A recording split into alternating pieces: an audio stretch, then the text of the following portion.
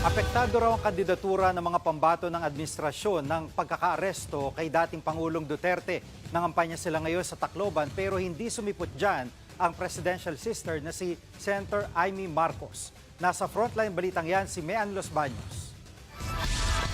Sa Tacloban, Leyte, nagsagawa ng campaign rally ang Alyansa para sa Bagong Pilipinas. Pinangunahan ito ni Pangulong Bongbong Marcos. Kumpiyansa ang liderato ng Alyansa na makakakuha sila ng bulto ng suporta mula sa mga taga-Leyte. Lalo't nangako na rin si House Speaker Martin Romualdez na maipapanalo nila ang Alyansa dito dahil matatag daw ang suporta ng mga taga-Leyte sa Pangulo. Pero binoykot ni Senator Amy Marcos ang rally. Hindi niya direktang sinabi ang dahilan. Pero sa kanyang post sa social media, hindi niya raw matanggap ang ginawang pag-aresto kay dating Pangulong Rodrigo Duterte. Ang ilan pa ang kandidato ng Alyansa para sa Bagong Pilipinas tumuloy sa kanilang pangampanya dito sa Tacloban, Leyte. Ang ilan sa kanila, aminadong apektado ang kanilang kandidatura bilang pambato ng administrasyon dahil sa nangyaring pagpapaaresto kay dating Pangulong Duterte.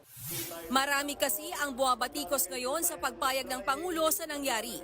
Apektado ba kami? Well, personally, I would say yes. Because right now, it's an emotional issue. May epekto talaga kasi hindi na maikakaila na marami rin isang supporter, especially in Mindanao and even in the Visayas. So, meron actually. Ngayon, ang tanong mo kung mali o tama, only time will tell. Para sa isa nilang pambato, ang ICC ang tamang venue para litisin ang dating Pangulo.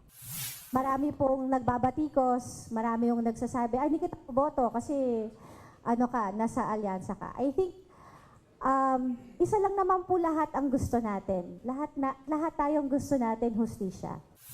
May suwestro naman si Tolentino para sa pwedeng gawin ng legal team ni Digong.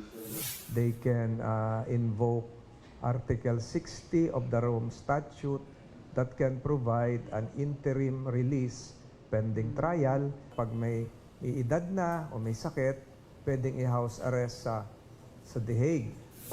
Gaya ng mga OFW sa ibang bansa, dapat lang daw tulungan si Duterte. The former president is still a Filipino, di po ba? So dapat bigyan pa rin siya ng tulong ng gobyerno natin.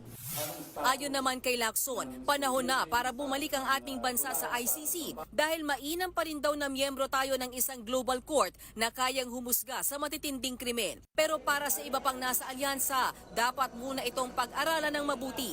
Nagbabalita mula sa Frontline, Mean Los Baños, News 5. Mga kapatid, Jiggy Manikad po, iba na ang may alam at may pakialam sa panahon ngayon.